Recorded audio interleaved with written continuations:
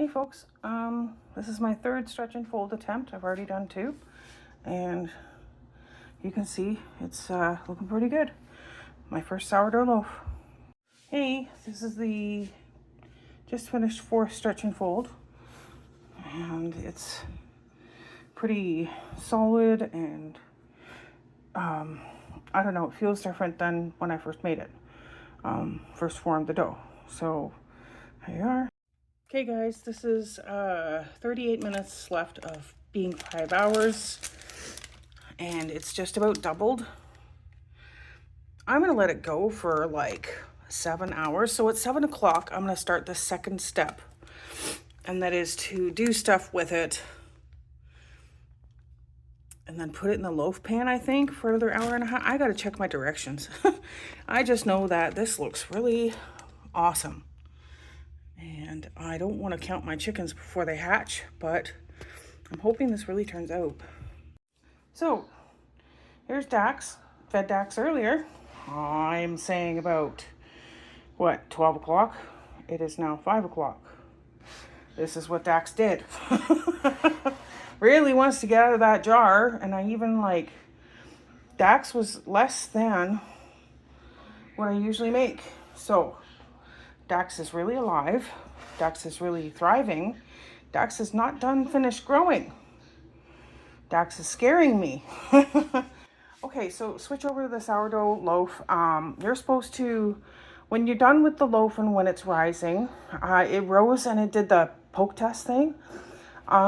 Guessing it doubled because I think it did. I think it was done proofing.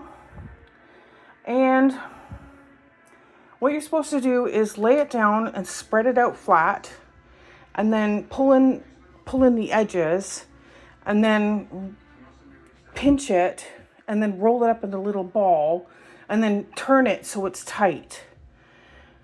I pinched it, I rolled it, but I didn't ball it up. I just kind of balled it tight because I want it in this loaf pan. And I don't know if you can see, there it is. Yep, the oily sheen. Now it still has these little like bubbles here. I don't know, it's my first time doing this. So I'm hoping it turns out. And I just plopped it in here instead of a banneton, and I'm gonna let it rise in here on my stove. It's probably a little warm, but this is what it looks like pre-rose, like the pre-oven to insert the oven rise. And I'm really hoping it turns out. Like, see, this is what makes me nervous, is the end part. All in all, I'm still going to probably eat it, use it, making it into croutons, whatever. But this is my nervous part. And yes, I used oil and not flour because it keeps drying. Like, it's really warm in here, but the warm is dry. It's not moist. I can't keep this thing moist for some reason. So I'm making do, and I'm using olive oil, a really good type of olive oil here. It's this one from Costco. So yeah, that's what I'm doing. And I have to wait a little bit before this goes into the oven. So wish me luck, guys.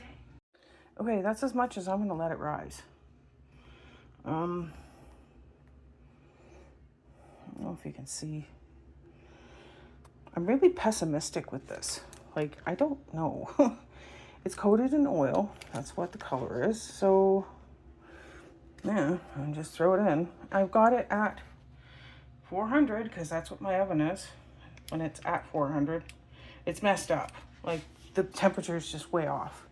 And I'm gonna leave it in for 40 to 45 minutes. As directed with an open loaf pan. So we'll see how this goes. Okay, I'm gonna put the phone down because the nose knows.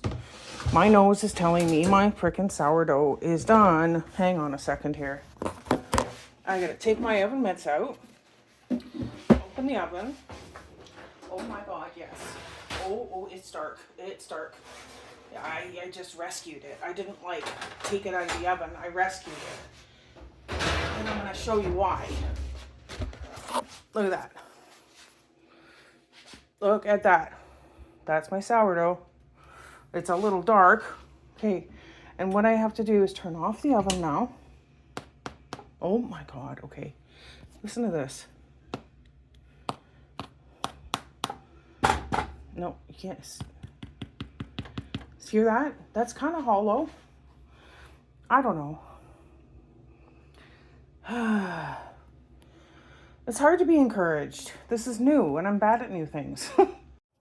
So I pulled this out about 41 minutes in the oven. And I had to turn the oven down.